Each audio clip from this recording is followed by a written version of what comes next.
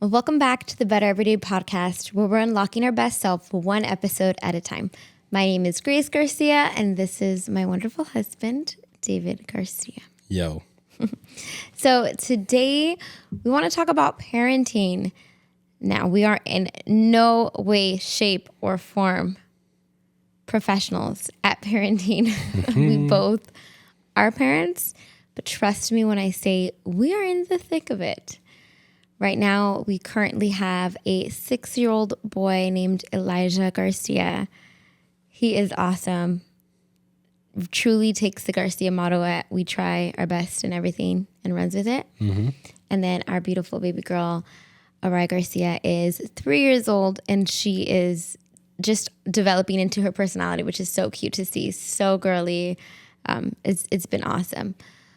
But we kind of want to talk about, if you want to see us be vulnerable about where we're at this current moment, like feel free. Like how we said, we're an open book. But right now we want to talk about in the beginning of stages of parenthood. So this podcast can be, maybe you don't have kids and want to just prepare yourself, learn from our stories. Mm-hmm. Maybe you have newborn or littles and you get us, or you want to be heard or seen. But we're going to be talking about that first couple months, couple of years of parenting. Mm-hmm. So I had my first son, I believe I was 22 years old. I'm going to say 22. And birth and delivery is a whole nother story, so I won't talk into that. But one of the things I do remember off the bat was postpartum blues. I feel like I didn't hear that term a lot. I wasn't really prepared. Mm-hmm. And mind you, I think we mentioned this in a previous podcast, that we conceived our son around the time my mom passed away. We don't know the exact deadline, but we found out we were expecting a month after my mom passed away. And immediately I was like crying because I was scared. It wasn't something we were expecting. We were not planning a baby. Mm-hmm. Just something that happened. And it was a mix of like, I wish my mom was here, and sad because she was in that moment. And oh my goodness, like what's going to happen with work? What's going to happen with childcare? Like just being scared of the season, the unknown. And to give a little bit more context, our plan was to wait 2 years. If you guys don't know, we've talked about it before, we were a long distance relationship. Mm-hmm. So when we got married, we had only been living in the same area for like 5 days before we got married. Yeah. And so we said, okay, we need to enjoy our marriage, at least for 2 years, and then we could start having kids. Because when we got married, I was 26. And so usually the thing that you hear is like around 30,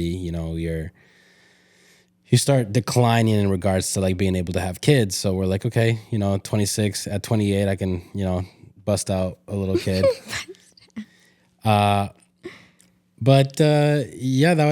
Things did not go according to plan. There was a little curveball thrown, and 7 months in, you found out that you were pregnant. Yeah. Well, first, before we move on, how did you feel? Because I explained how I felt. A bit of me was excited, like I've always wanted a baby, but definitely like tears because I'm grieving my mom. I wanted her to be there in that moment, and a little bit scared. So if you guys want to see my reaction, I believe Grace uploaded a video of my reaction on her YouTube. Mm-hmm. We've posted the YouTube up here, I believe, in the last episode or two. My reaction wasn't the greatest. I don't know why. Like, I've always wanted kids, and I've said that before in previous episodes. I've always wanted kids. Yeah. I've always wanted the family. I always longed for that. But for whatever reason, I don't know if it was because it wasn't within the time frame that we said. Mm-hmm. It was a surprise. But when you told me, like, I was in shock. And I remember I got home from work. It was a long day of work. I got home late at night. And I remember you said, hey, I got you a present. And I was all happy, like, wow, like she got me a present. Like, this is so thoughtful of her. And yeah, I was just like, wow. And so I open up the present and I see a onesie. And I just remember looking up and looking at you and being like, you're lying. You're lying. You're lying. You're lying. And for 5 minutes, I couldn't say anything else but you're lying. Yeah. And in my head, though, like I could hear like an inner me saying like, say something else, but I couldn't. Like I was in shock. But I do remember being happy. And at the same time, I wouldn't say worried, but just I've always had that brain of like, let's figure things out. And so I kind of like connected dots and I'm like, okay, Grace's mom just passed away. So what's going to happen? She's pregnant. She's feeling all these emotions. I remember right off the hop, I would tell you like, hey, like your mom passed away. Like there's no going around that. But at the same time, like you have a child in you. And if you walk around depressed, there's a chance that this baby like is going to feel all those emotions. Yeah. And I mean, I don't know the science of it, but I've always heard like whatever you feel, the baby feels, and it affects its growth. It affects like so many things about the baby. And so I wasn't trying to be insensitive, but at the same time, I'm like, you have our child in you. Like you already, whether you're ready or not for it, like there's a responsibility that you have in regards to like, you know, raising the kid. And I remember telling you like take the prenatals, and I was like all over that. But I remember so the initial reaction was shock, but obviously I was happy that we were quote unquote ready to be parents. I mean, probably not, but we've talked about it before. There's not such a thing as ready. It's just are you willing to work at the task at hand? And so overall I was excited, but also, you know, just trying to stay on top of the process that you had to go through. Yeah. I like that, what you said. Like, we're not ready, but it's just willing. Mm-hmm. But yeah, for me, so I do remember thinking the same thing. Like, if I'm stressed, if I'm sad, the baby's going to feel it.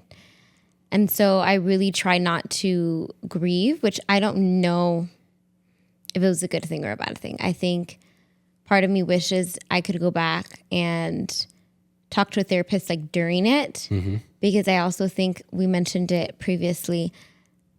That was probably also a root of why I would like snap at you and just be so angry towards you, because I wasn't processing. Mind you, the beginning of our marriage was so difficult as it is.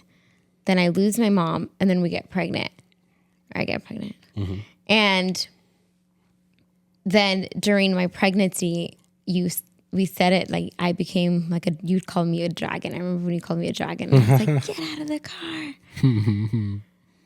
And so that's where I definitely didn't care anymore, and I was not passive anymore. I was just like throwing it at you.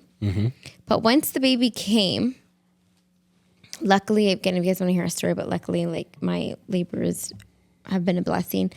But once Elijah was here, I don't remember that anger towards you again, like I did during my pregnancy.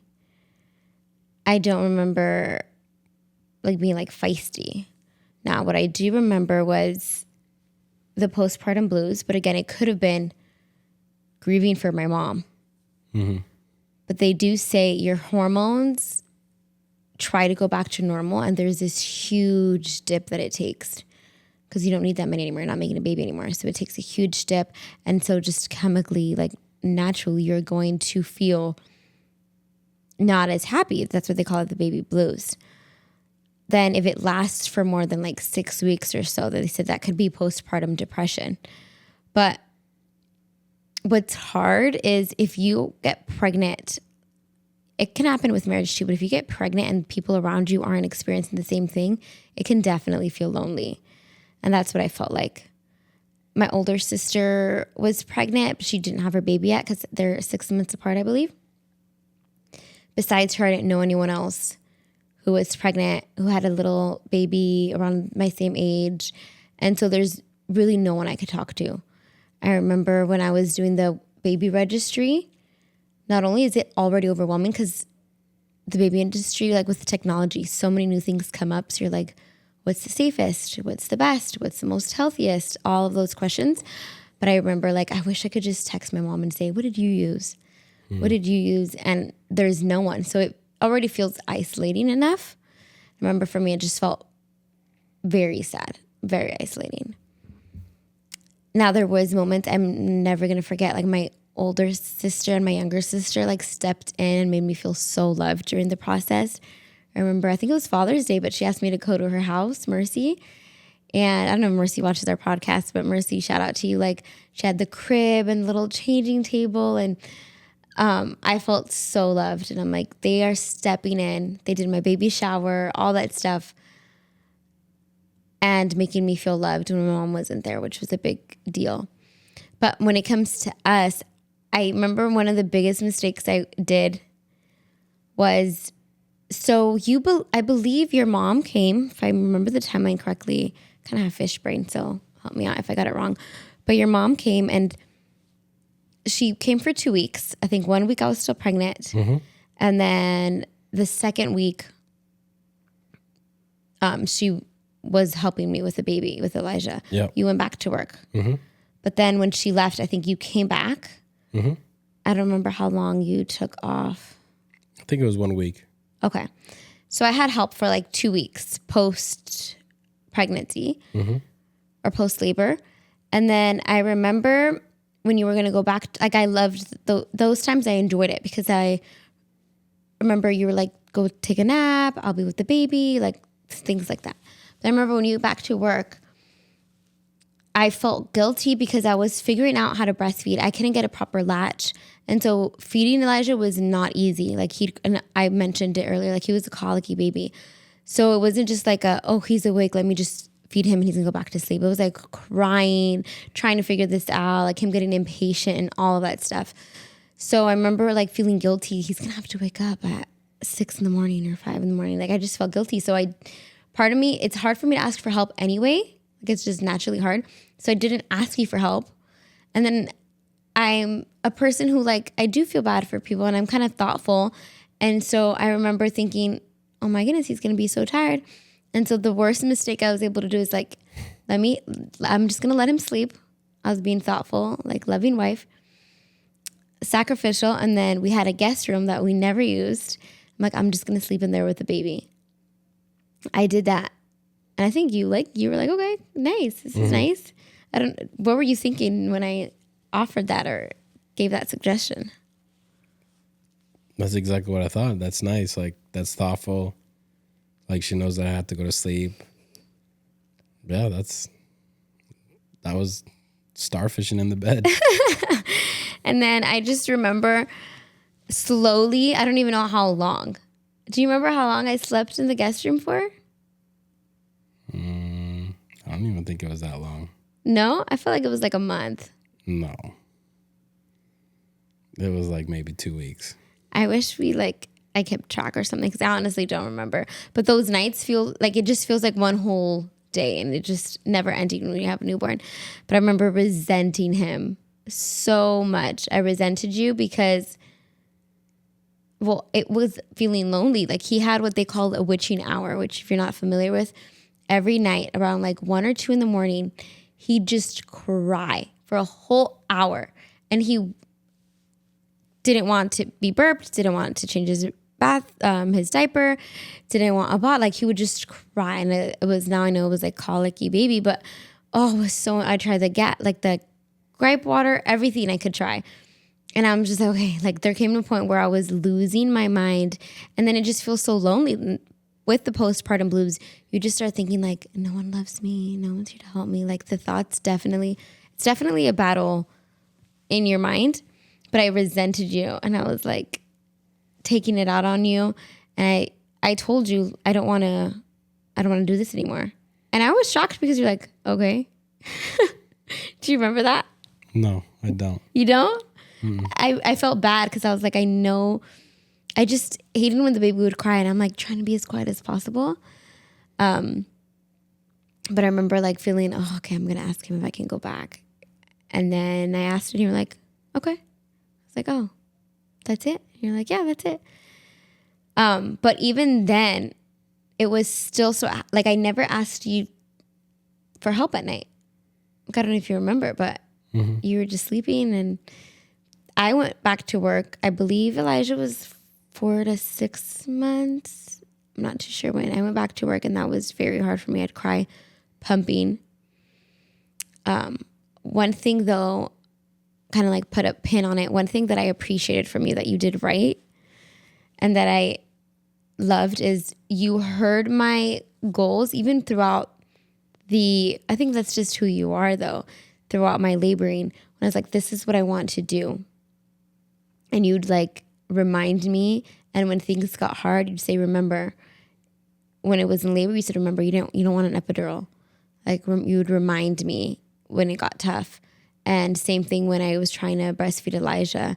He hated my boob. Like he'd scream bloody murder. And I'd try to breastfeed him. Then it didn't work. So then I had to pump to then give him the bottle. And then I'd repeat the process. And I'd get like so frustrated, but you'd remind me like, and you didn't make me feel bad. I kind of felt guilty in a way, like I should just feed my baby. It doesn't matter how. And I do believe a fed baby is the best baby. At the end of the day, it doesn't really matter in the grand scheme of life. But you would come in and like take him from me, calm him down, and say, okay, you're going to try again. And you'd like help me. I don't know if in your head you're like, no, breastfeeding is the best regardless, he's going to do this. Or if you're like, this is what she wants. Or maybe a mix of both. Do you remember like your thought process? Yeah, it was a mix of both. I knew that it was important to you. And I guess I kind of learned on the journey of, because we did like the Lamaze classes, we did the readings, and we got a good amount of information. And so also knowing you, like you're the type of person that if you set your mind to something and it falls short of that, like you're really hard on yourself. And so I remember being like, hey, this is very important for her. And she's already still processing her mom, now going through like the whole postpartum blues and going through all these hormone changes. Like the last thing that I want to do is have you like go completely off the rails. And so I'm like, okay, like the least that I could do is be an encouraging husband. And I'm like, okay, let me just calm him down a little bit, and then I'll bring him back and we'll try again. And we'll try again and we'll try again. And yeah, I was just trying to be, I guess, a cheerleader of like, we can do this. We can do this, or you can do this. Like, you're going to figure this out. Yeah, and I do remember that, and I appreciated it so much because even I went to lactation consultants at the hospital, and they were telling me, because I went so many times, like he just wouldn't latch. And I felt guilty because he had jaundice, and they asked me, how much are you feeding him? And it was like way less than he needed. And they were like, that's not enough. But my milk didn't kick in. So I was like, you need to supplement with formula. And then I kept going to the lactation consultant, like trying, like, please help me get this baby to latch. Until one point they were like, it's okay. Some women just can't do it. And I remember feeling like there's no way. Like if we were out in the wild, like if we were back in Adam and Eve time, you're telling me we would die, my son would die because I can't? Like, no, like I'm going to keep trying. Like I'm made for this. And that was discouraging. So then I was like, okay, I'm not going to go to them anymore. I went to La Leche League, and they were being helpful. But even being told at the hospital lactation consultant, no, but you trying, like that meant so much to me. And eventually he did. He was 4 months old, which seems like a long time. Like I could have easily gave up. You could have been like, Grace, he's big, he's getting big, just give up. But you didn't. I feel like that just shows how good support is from your spouse. But then even that, like having a newborn is so hard. I remember we've talked about this before. One of the things is you took on ministry around the same time as Elijah, like full force. And so I think part of me didn't expect you to be hands-on with Elijah. I think I did all, and it's easier. I think it's naturally easier for a woman just to take control. And again, someone like me, I'm learning how to ask for help. I'm learning to be a little bit more outspoken. But I didn't mind it at the time because I was like, okay. And he's such an easygoing baby. Like we could take him to church. Anyone can hold him. Anyone can help me with him. Like he's just such an easygoing baby. Yeah. But I definitely took like most of the grunt work, I'd say, with Elijah. But I think in not speaking out of what I needed, I think that naturally gives cause of like some division or like some resentment, some separation. And I feel like it's not your fault because, well, I don't know. Do you think, in a sense, it's your fault for not asking and just be like waiting to be told? Because I'm thinking if there's young couples listening to us and they either have a small kid or are planning on it, like, should it be the woman's responsibility of saying like, hey, I need help? Should it be 50-50? I think we go back to the conversation that we had in the last podcast, I want to say. With marriage, part 2. When it comes to how important communication is and that it's both people's responsibility. So in that case, I would say definitely I think there's some responsibility upon the woman to be like, this is what I need. Yeah. And then when a man hears that, like, okay, the ball of responsibility now falls into the man's hand. And it's like, what are you going to do with the information that you were just given? What type of man are you going to be? You're going to be the man that just throws that ball away and be like, nah, I'm not going to do it? Or are you going to be like, okay, I'm going to listen to her. I'm going to try my best. And for the sake of her, for the sake of my son, for the sake of our relationship. So I do think it's both. I mean, from a man's perspective, I feel like a good amount of men, I'm not saying all because I do know men that are different, but a good amount of men aren't very,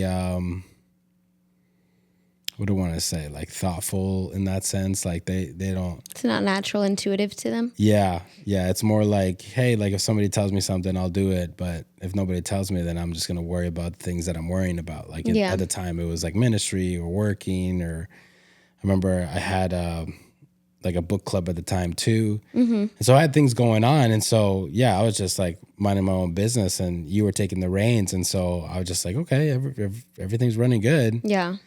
I did have like a little bit of thoughts in the back of my head of like, okay, like be an intentional father, because that one goes back to my childhood of like, okay, I feel like I didn't have an intentional father. And so I'm like, okay, you need to do something. But at the same time, there's a little piece of me, I don't know if this is in every man, but a little piece of me were just like, just take the easier route. Like she's doing it anyways. Like, why are you gonna like step in there? Like step in there when you want to step in there, you know, when you just want to hold the kid and feel like a father. The nice parts. Yeah. And so there was that, but I did have that. I think I've always had that in the back of my head, actually, of just like, hey, be an intentional father. Like, don't be too busy.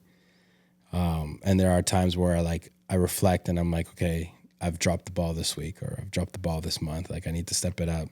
And we've had conversations in regards to that as well. But in that scenario, I would say it is very important for the woman to communicate, because a lot of times, I mean, I know you ladies would really appreciate a man to be thoughtful and be like, oh, I read your mind and this is exactly what I'm going to do for you. You ladies would be over the moon. But sadly, it doesn't work that way a lot of the times.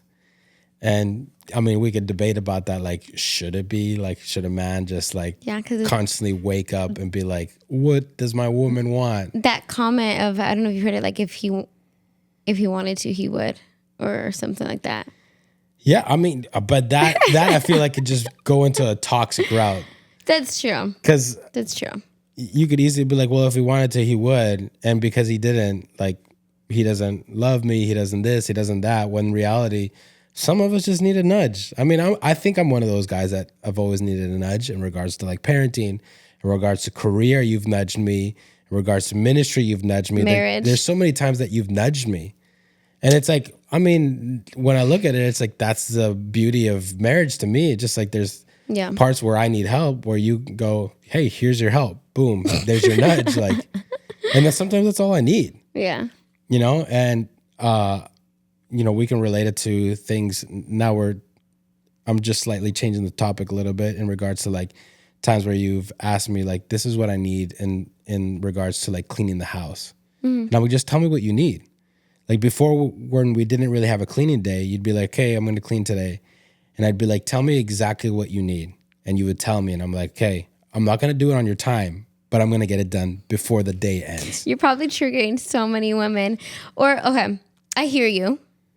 What I hear you say is it can be toxic in just assuming or expecting if he loves me, he will do this, this, and this. 100%. Rather than just practicing communication and vulnerability and saying, I need this, right? Right. Okay. Because I agree with that. But I'm just playing devil's advocate here because this could be triggering to a lot of women. And I've heard women complain. And I think it comes from a place of hurt, of being overlooked, being, I don't want to say abused, but just thoughtless, and us women busting butt, right? What would you say if someone would say, well, I want a partnership. I don't want to be his mother and say, this is what I need. This is the list I made you versus, okay, this is what needs to be done at the home. This is what needs to be done with the kids. Let's share responsibilities and not just always be the woman saying, thinking, putting all the mental load on us and saying, this is what needs to be done. This, okay, now let me delegate. You still need versus communication for that. Partnerships. You said taking care of the things that are at home. You still need communication to come into an agreement to be like, this is the list of things that need to be done at home. No, I know. But should that list and that initiative always fall on the woman? No. And I think at the very least, a man may not be able to read minds. Correct. Although women like to act like they wish that their man could. A man cannot read minds. A man is not psychic. A man, unless he's like really just praying every single day, like, God, like, give me an insight to her mind and her heart every single day and every moment. It's called discernment. But what I would say is that the very least that a man can do is, hey, what do you need from me today? Before I take care of my stuff, what do you need from me today? And okay, going back to what you're saying, like, oh, like, why does it always have to fall on the women, like, to put out the list or blah, blah, blah. Like, I think, okay, I'm going to be a little bold because, I mean, he's going to get canceled. I'm standing up for the men here. Okay. I think there should be an appreciation for a man to just ask that question of, what do you need from me today? That question, from my perspective, is, I had a list of things to do, but before I do my list, I want to hear what you need from me. And whatever it is that you need from me, I'll get it done. I think there should be credit given to that. Because again, if there is no communication, especially if there's no communication and there's just an expectation from the women, that's a recipe for disaster. I'm sorry. Like, even if the man has initiative, even if the man is considerate, even if the man just like does things. I mean, I don't want to put all women in the same category, but there are some women that may have a man like that has initiative, that is considerate, that does things without being asked. And what if in her mind she's got 12 things that he needs to do, but out of his consideration, he only went through 10 of them, and then he thought like, oh, I'm done. Like, and we talked about it in the last episode as well. When a woman, or how a man wants to feel respected and appreciated, and where a woman can easily in that moment be like, you're not done. You're not even close. You still have 2 more things. How come you didn't think of these 2 things? And then you go down the freaking hill again, and there you go fighting and all the toxicity. Like, I truly, from my perspective, at the very least, the standard for a man should be, let me be considerate enough to ask, what do you need from me today? Okay, and what do you think is realistic? Or what should be, because, well, I feel like that's realistic.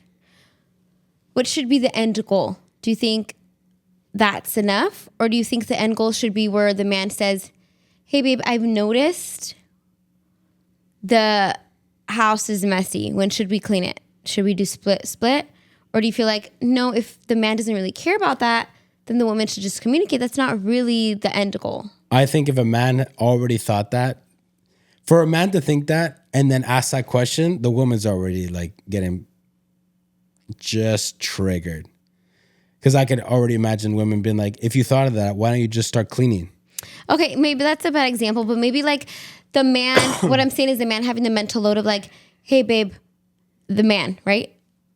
Hey, babe, the kids' clothes, they're outgrowing, they need clothes, or the new year's starting, they need supplies. Because usually, typically in a marriage, the mental load, mom has this never ending list of like, I have to do this in the house, I have to do this with the kids, I have to do this, I have to do the appointments, I have to do, and I've heard complaints of like, I want a partnership where they think it and they bring it to the table too. It's not just me. And if something, I forget something, it's on me because I didn't bring it to the table.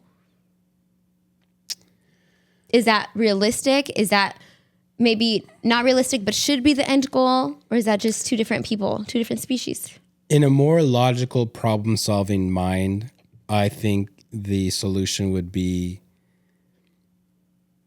honestly, just have like weekly meetings. I'm like, and just be like, hey, like for this next week, like what are things that need to be done? What are things that I as a man, I'm not thinking about? Because I remember early on in Elijah's life, I wasn't thinking about like the clothes and stuff. And you'd be like, babe, he's running out of onesies or he's running out of this. And I'm like, what the heck? Like, and I want to think of those things. And so if you really want, like, but you both have to be in agreement for that. Because I truly think it's very toxic for a woman to just expect a man to just know. Yeah. There's a reason why there's a man and a woman in marriage. Like some of his weaknesses are your strength and some of your strengths or your weaknesses are his strengths. Like there's a reason why you're one team. So as a team, have a team meeting weekly and just be like, hey, what are things that I'm dropping the ball on? Or what are the things that, I'm not thinking about? Let's come together in agreement and let's figure out like a game plan, really. You're on a team, right? So a game plan, like who's going to tackle this, who's going to tackle that, in agreement. Then the responsibility is finish a task that you said you were okay with doing. Yeah. And do you think, because, this is our parenting podcast, do you think your weaknesses and strengths get emphasized when you have kids?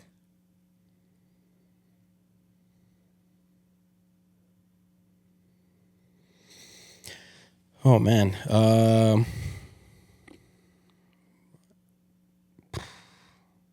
Emphasize? I don't know about emphasized.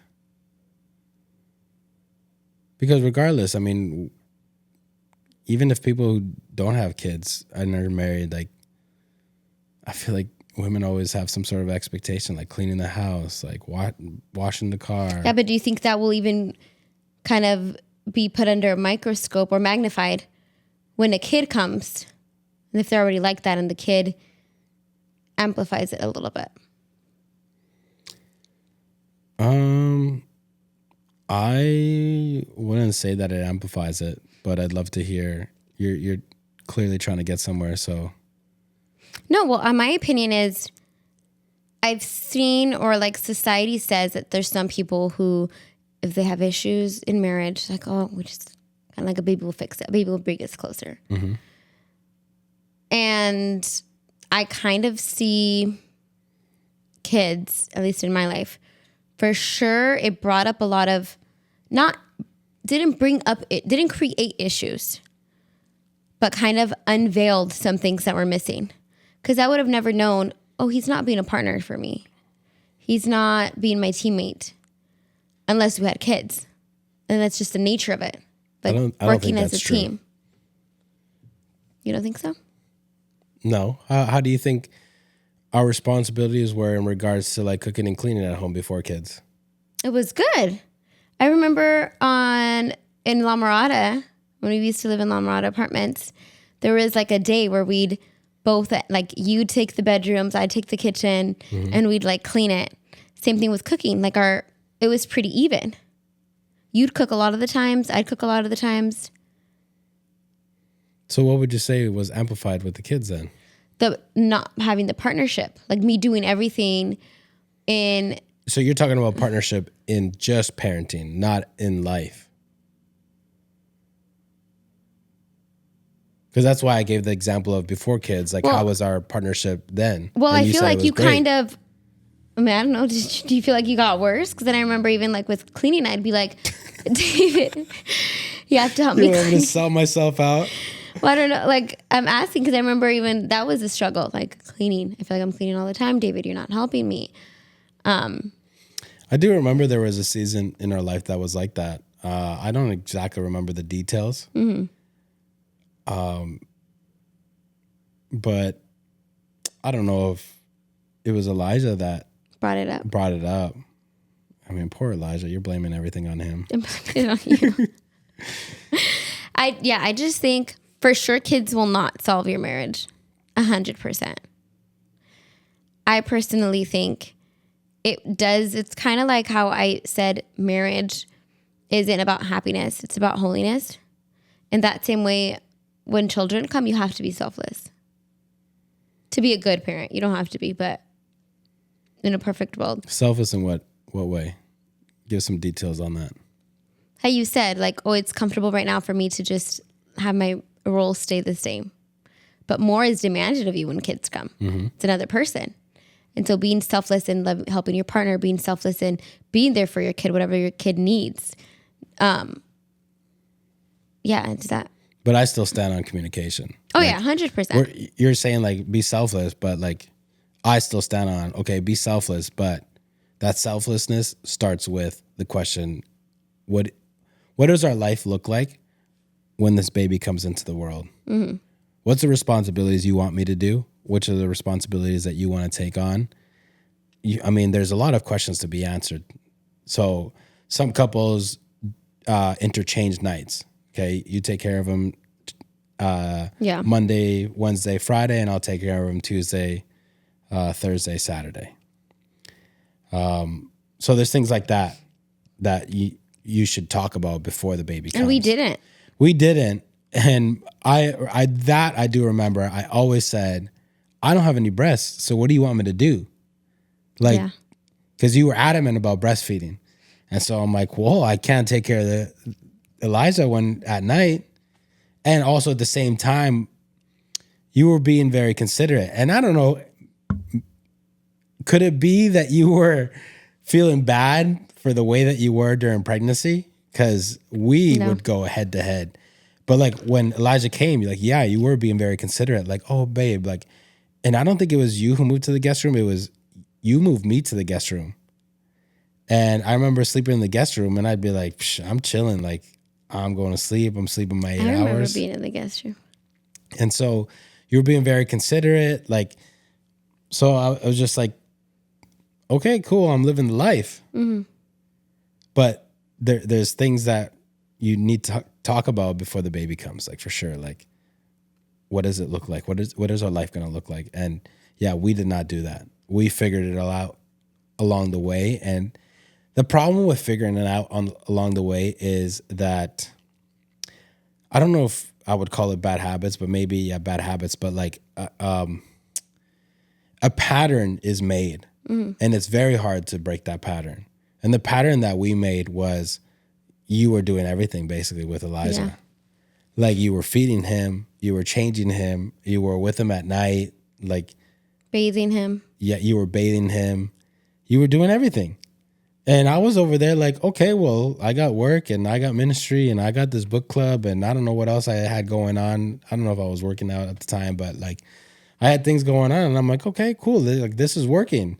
And in my head, it was working. I'm like, she seems happy. I'm happy. Like, and it wasn't until you started like, but with Elijah, honestly, I don't remember you complaining that much. Like, I wasn't a teacher. I remember that I remember your family used to be like, David, I have not seen you change a diaper. And I remember I'd try to get out of it, like, no, Grace, you change his diaper. And your family would be like, yo, you're his dad too. Like, go change his diaper. And I'd be like, I'd get like all salty that they ganged up on me. And I'd go change his diaper. But yeah, you did most of it. I remember with the job that I had at the time, it was a really cool job. They gave me 4 weeks of paternity leave, fully paid. And I took them a week at a time. And I remember I would schedule it perfectly. I think for the first year, like it was every quarter that I took 1 week off. And then that was on top of like the 2 weeks of vacation that I had and all this stuff.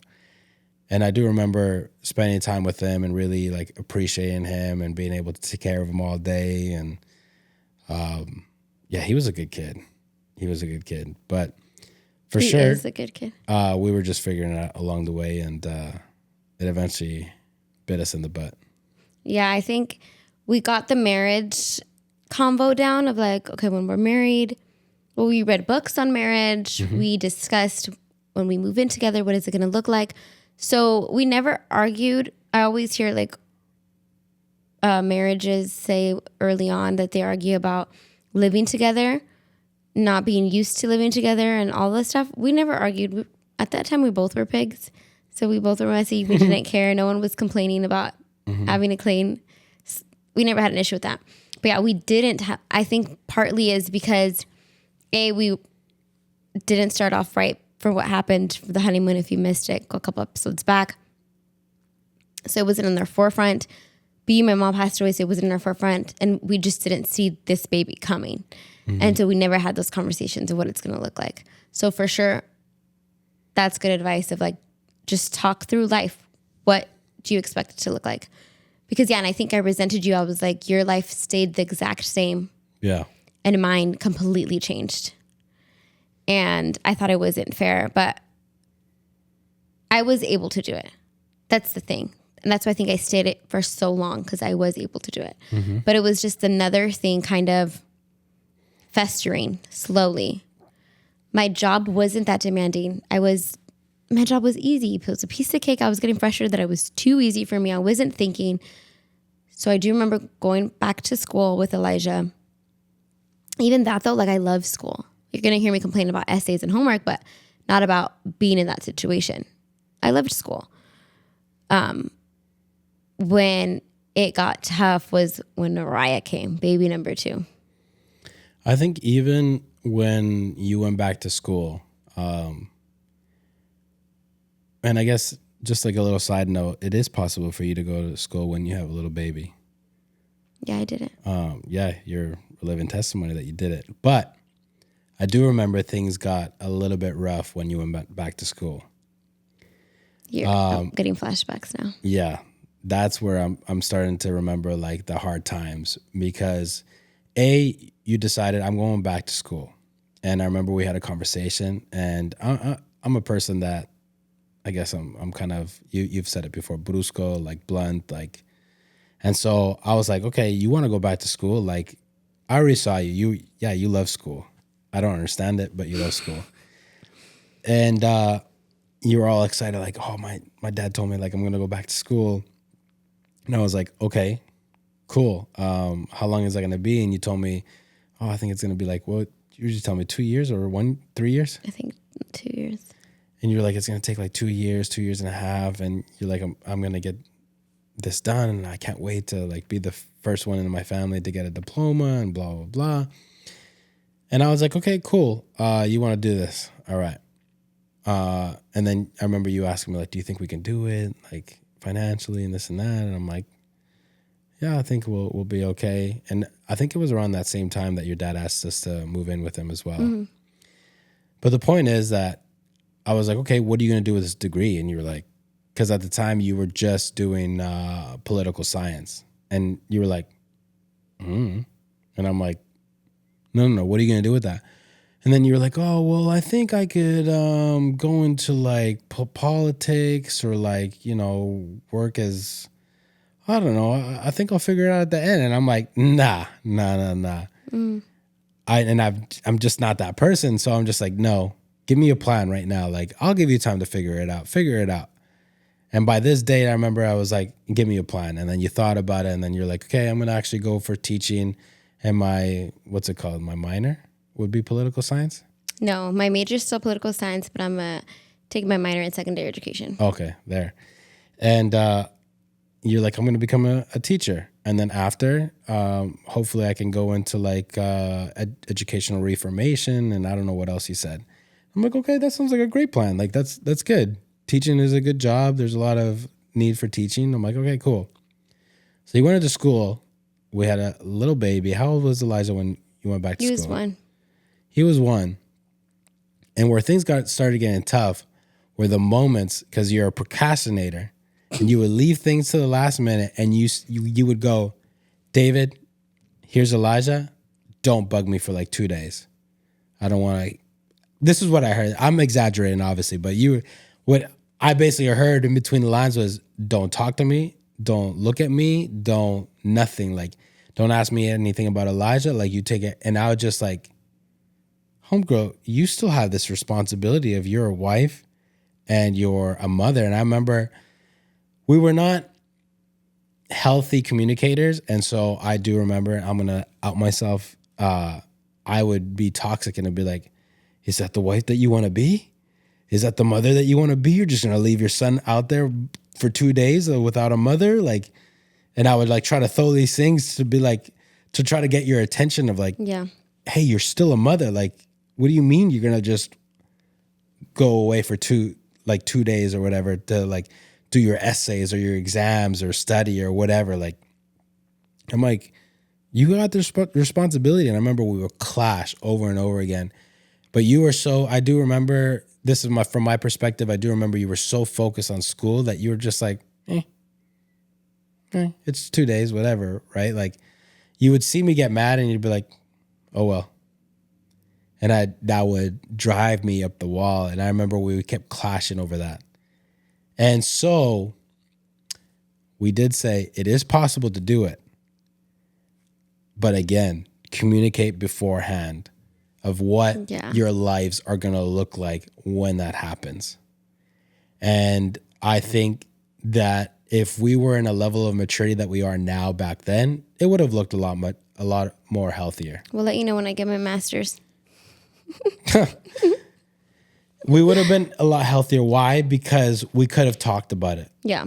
And we could have had conversations in regards to like, I know me, and if I would have known then what I know now, I would have been like, okay, Grace is sometimes a procrastinator. So I would have called that out. Grace, please don't procrastinate. Be on top of your stuff, because I don't want you to procrastinate and all of a sudden just be like, you know what? I don't want nothing to do with you for like the next 2 days because I need to crack down on this. Yeah. And I could definitely be very considerate and be like, I know this is important to you. You know, in the same way as you were saying, talking about Elijah latching onto you and how important it was. And I was like, considerate. I'm like, okay, this is very important. I'm going to help you.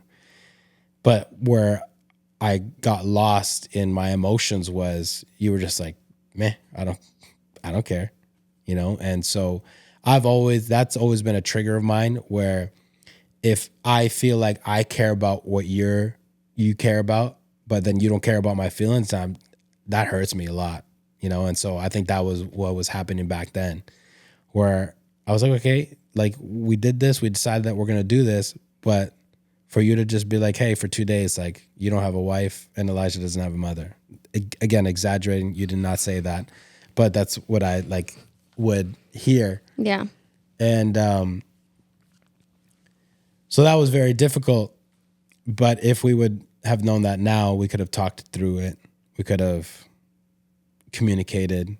And I feel like now there's a lot more consideration between us two, in regards to you care about my heart, I care about your heart. Like there's a mutual agreement in that. There's mutual effort in that. And it's beautiful.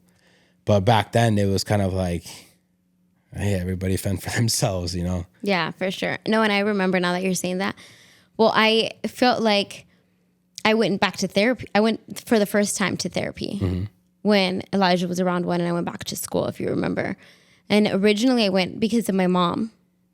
I was like, I need to grieve. I wasn't doing good. And I felt like I kept lashing out at you because of that. And I remember telling her, like, I'm going back to school. I'm working. I still worked while I went to school. Like, I never was just fully a student. And she'd be like, oh, you'd be brought up in the conversation because you're part of life. And, like, just how are you doing? And then I'd be like, oh, yeah, he just tells me, like, you got yourself into this. That was, like, your motto for a couple of years. Oh, yeah. And she would be like, I think you need, like, she would try to say nicely, I think you need to ask him if he wants to do therapy too. Seems like you both, like, it'd really benefit you if you did couples therapy. Because she was telling me, like, you can only go so far. But then if you're dealing with this at home, Like there's going to be a wall you're hitting. Because I do remember there were some times where I had felt like Carrie was offering to watch Elijah. I remember his Nana was offering to help Elijah, like for me to study and doing exams. And you would just sometimes like be like, figure it out. And I'd be like, you're not supportive. And it hurt me. Like those moments would hurt me. Like I need help and I can't rely on his father. And we're married. It's not like, we're like separate, like, oh, he goes to his dad's or whatever. And I remember like, yeah, for sure it was a toxic time in our life. So yeah, that's why I say, I think having littles kind of brings into the forefront, like you have to deal with it a lot sooner. Like your communication sucks. Your love for each other is selfish right now. You're not selfless. Like having a baby just kind of amplifies it. It makes it harder because you have to do that. Yeah. I can agree with you with that. And so I think that was really tough. Once I graduated, I feel like it kind of again got pushed under the rug. When Oriah came, she just grabbed the rug and like threw it out. And that's when I said, okay, I did it all by myself. And it was fine because I did it. It wasn't healthy. It wasn't nice, but I did it. And I think all of those feelings of like resentment already were built. And Oriah was not an easy baby like Elijah. And so that's when I told you, like, I can't do this. I need a partnership now. Around what time did you graduate from Biola?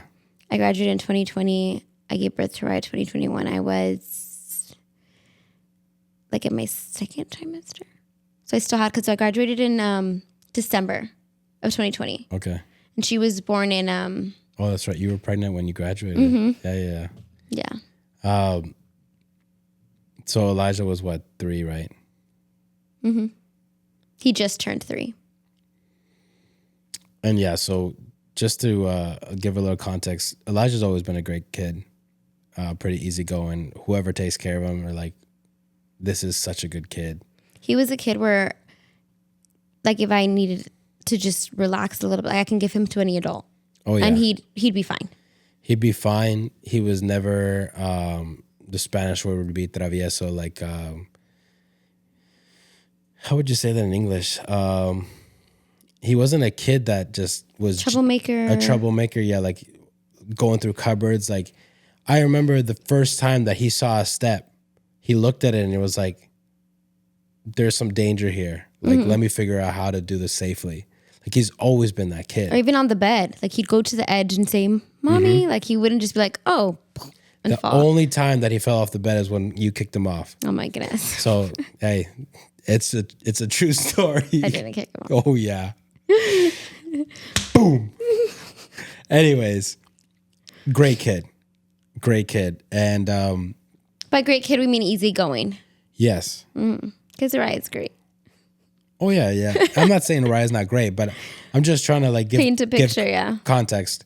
So he was a great kid, and you were finishing up school.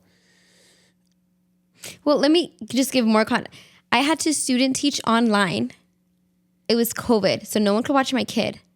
He'd be in the same room as me, and he knew not to interrupt mommy because mommy is teaching. He wouldn't make noise. He'd play quietly. Like he knew mom's on a screen. I can't bother her. The only times he'd bother me would be like whispering, Mommy, I have to go potty. Because he was potty trained. And I'd like mute my camera. I'd mute my mic, turn off my camera, and then just take him to the bathroom. So that's how easygoing he was. Like he would be fine. He has tricked some couples into having kids for sure. Thinking like, oh, like we have an Elijah, like. Yeah. And I remember so we were living with Nate and Carrie, which is our best friends. And I remember, life wasn't too bad. Elijah was a great kid. And I remember I had a moment of weakness. And that is how Oriah came about. It was one moment of weakness. It was God's perfect timing. And again, this beautiful wife of mine tells me that she's pregnant. Yep. And I go around the whole house screaming, it was one time. It was one freaking time. It seems like when he gets in shock, he just gets in a trance and starts chanting the same phrase over and over and over again. Because honestly, when I had that moment of weakness, it was, I hear so many people like trying to get pregnant and they can't, or like, yeah, it's just, It's a process. like an ovulation period. I'm like, what are the chances that she's ovulating right now? And remember I told you. And I'm like, I can shoot this shot and, we'll be okay.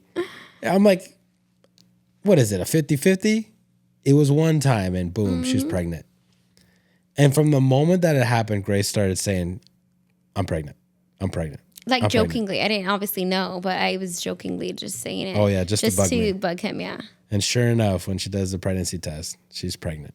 Mm-hmm. I didn't even know I took it for fun. And the beautiful thing, the funny thing is that Carrie, Grace's best friend, finds out that she's pregnant, and she grabs Nate, locks him in a room, and doesn't come out until they're pregnant. I told her, because she didn't have a baby yet. And she's promised, okay, when you have your second, then we'll have our first. So I told her, like, I have my second, you better.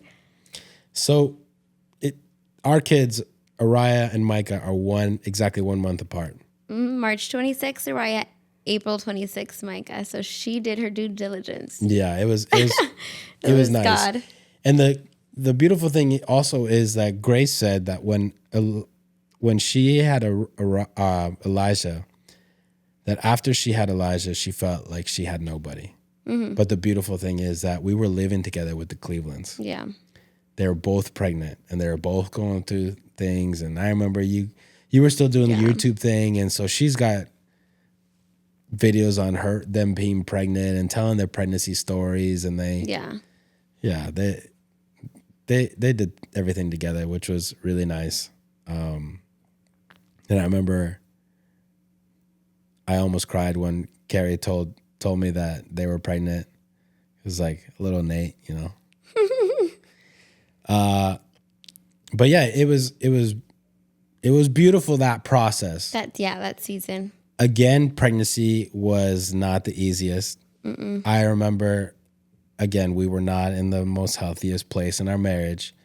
And what was it, the first like 4 or 5 months? Like you were basically doing nothing. I was what he'd call me, a slob.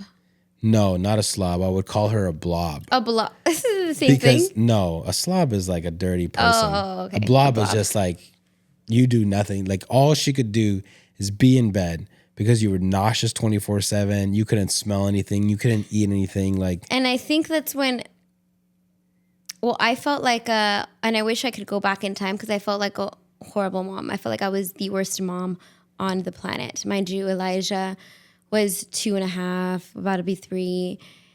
And like David wasn't helping me with the bedtime routine. Like you weren't helping. Mm-hmm. So I had to put him to sleep and I physically couldn't get up. And I just give him the tablet or the phone and it'd be 1 a.m, 2 a.m, and he'd be awake until he just like would knock out. And I felt so bad. And I don't know if you were like, oh, I don't know if it didn't register to you, like, let me help you or what. But I remember feeling like the worst mom ever because morning would wake up and I'd be in bed. And it wasn't until he'd be like, Mom, I'm hungry. I'd get up. As soon as I got up, would puke, make him his breakfast like fast and then go back to bed. Because I knew like if I did another movement, I'd puke. Like it was, I hated it. And I felt so guilty. Luckily, he is the most smartest boy, so that technology phase didn't phase him because it was bad. It was really bad.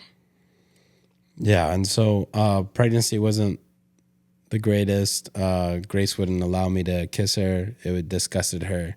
It was Araya. She'd physically give me nausea if David would try. And Grace, we were back to butting heads, fighting a lot. And then Araya was born. That baby was almost born in your car. We could do labor and delivery stories another time. I love both my kids' labor and delivery stories. And Araya was born, and that's when things got really hard. I I truly believe that having 2 kids is a lot harder than having one, For sure. especially when the first one is Elijah. And I think it depends who you ask, but yeah, if from 0 to 1 for me was easier than 1 to 2, 100%. Yeah, so 1 to 2, it was very hard, a lot more challenging. Grace was not able to do everything, and that's when she started to demand more from me to help. And around that time, I was still going full force in youth ministry. I was still working.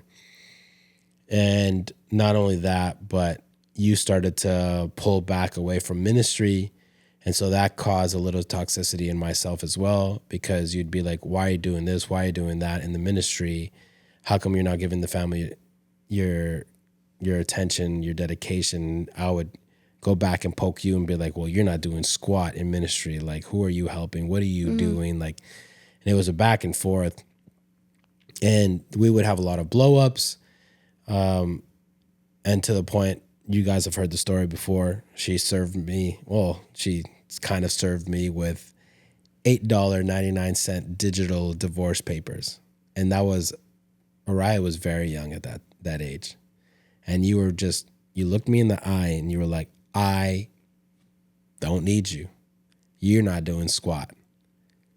And that's when things started changing in me. And I'm like, okay, I need to step it up. Yeah. And at first you told me, I'm not doing this for you. I'm doing this for the kids. Mm. And obviously, like, that sucks. I'm like, okay, I want you to do it for me. But I was like, all right, I don't care anymore. So if you're going to do this for the kids, do this for the kids. We'll see the change. Like, I wasn't too hopeful. And the background on that was I had seen parents in my past be selfish in regards to let's worry about ourselves more than we worry about our kids. Mm-hmm. And so I just saw myself and I'm like, am I doing the same thing? Like, by laughing at you for serving me $8.99 divorce papers, by like making you feel ridiculous, by letting my pride go wild and just be like, whatever, I don't need you either. Like, I could have done all those things. But I'm like, then I'm just being exactly what I've judged others to do. Like, because then I played really quick in my head, just like, what is my kid's life's going to look like? Mm. They're going to see dad walk out the door, not live with them. Then they're going to be asking questions like, where's dad? And then they're only going to see me a couple of days a week or whatever. Like, then I'm like, I am not doing that to my kids. And I'm like, at that moment, I couldn't find myself to be like, the reason why I'm making this change is for you. Mm-hmm. But I could for my kids, because in my head, we had beef, but I had zero beef with my kids. And so I'm like, I need to be selfless at the very least for my kids. I need to die to my pride for at the very least for my kids, because I'm not going to be the reason why these kids go through that pain, why these kids go through all those hard times. Like, it's unnecessary. All I have to do is die to my pride. And I do appreciate that moment that I had, because there that was a test, at the very least, a test of my love as a parent. Yeah. Like, can I die to myself? Can I die to my pride? Can I die to the anger that I feel towards you and all the bitterness and stuff that we had between us? And I would say that would be somewhat of a proud moment for me, because I'm like, I love these kids. And that was a testament to me of like, I love you and I'll go through anything for you kids. I wish more parents took that approach, because then so many situations could change.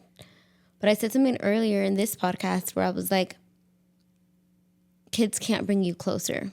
Mm-hmm.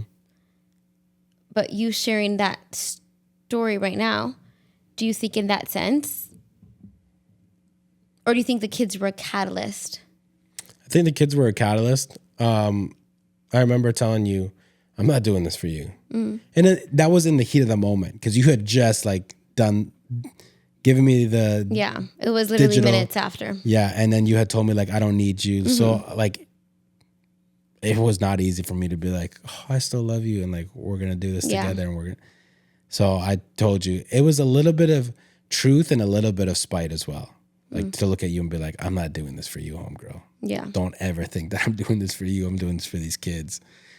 But the kids, that moment was definitely a catalyst because then it just got my ball rolling of like, okay, I'm doing it for these kids. I'm going to change. I told you, like, whatever it is that you need, I'm going to do. But then I'm like, I saw parents fight in my house and where their fights were more important than what the fights were doing to the kids. And so I'm like, am I going to do that? Am I really going to do that? Like, okay, like I'm not doing it for you, but I'm doing it for the kids. But at the same time, like I'm going to continue fighting with you and let these kids see us fight over and over again. I'm like, something's got to change. And so it wasn't just like that one wasn't like a snap moment, but I'm like, okay, I can't do that. I cannot do that. I'm not going to repeat the cycle. I need to change. And that was one of the key moments where I started to realize I needed to make changes. It was a slow process, and it eventually led up to the point where we made all these life changes, and then we finally went to counseling. And counseling, I believe, was the moment where we truly like had the breakthrough of like, okay, we are now coming together. Yeah. And so that is a story of how God can use your kids or your love for your kids. Yeah.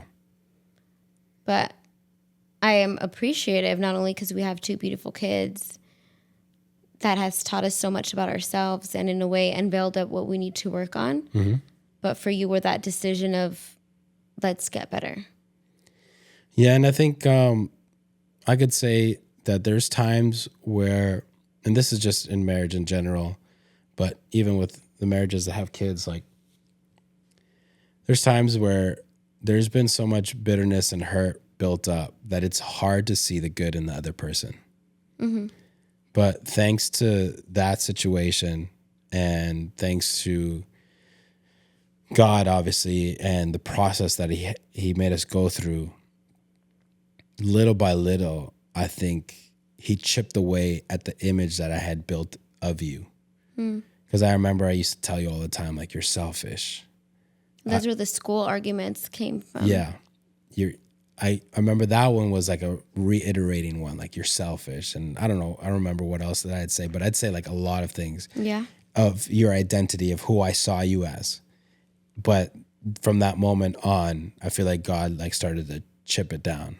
And he also started to work on me as well, because before I was very quick to anger.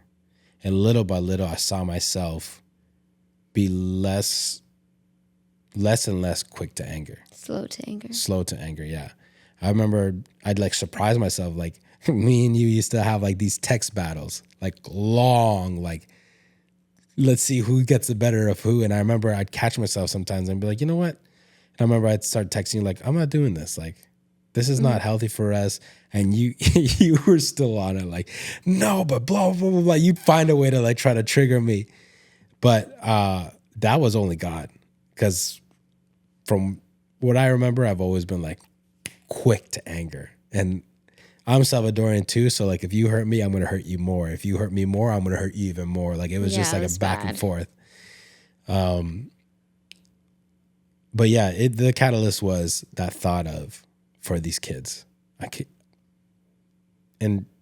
think hopefully I'll always have that thought towards them of like, they're innocent kids. They have no business seeing all this negativity. And it's not even like, it's not necessary negativity. Like it's just pride. Pride is a huge killer in relationships and in families. Like when pride takes over, it's just like you're detonating a bunch of bombs everywhere. And I was like, I can't do that to my kids. I can't, like I shouldn't. And that's not to say like right now I'm like the perfect dad or the perfect husband, because you remind me all the time, like, babe, is that the role model that you want to be? Like, you remember like Mariah's going to look at you and that's what she's going to think that a husband should be, or Elijah's going to look at you and that's how he thinks that he should treat a woman. And I'm like, oh, man.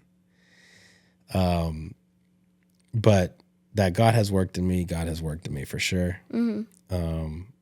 And worked in us, both in a marriage, being a family together, having kids. It's been a beautiful transition. I'm sure we're going to continue growing. That we'll ever be perfect. We won't be perfect.